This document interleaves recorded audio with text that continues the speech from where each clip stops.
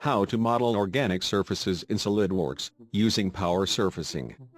This is what you will learn by watching this class.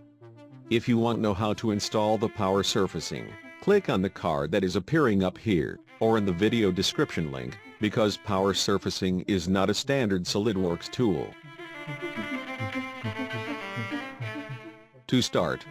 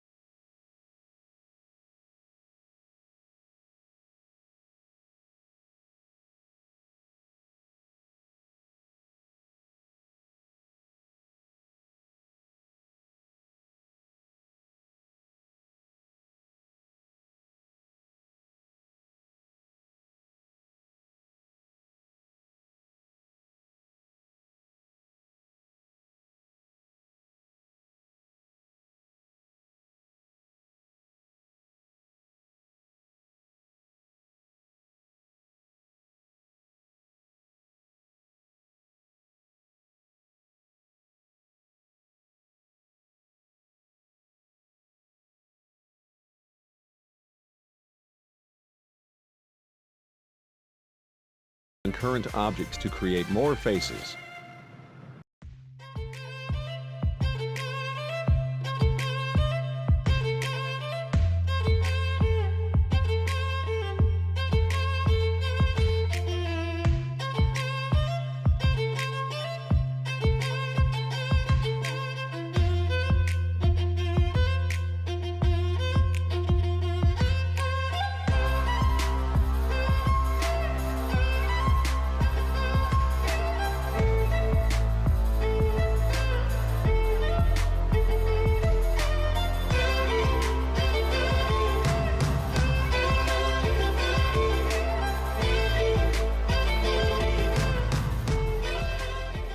That was the explanation of some power surfacing tools. If the video was useful for you, don't forget if you like it on the video and subscribe to the channel, so as not to miss the next classes that I will post.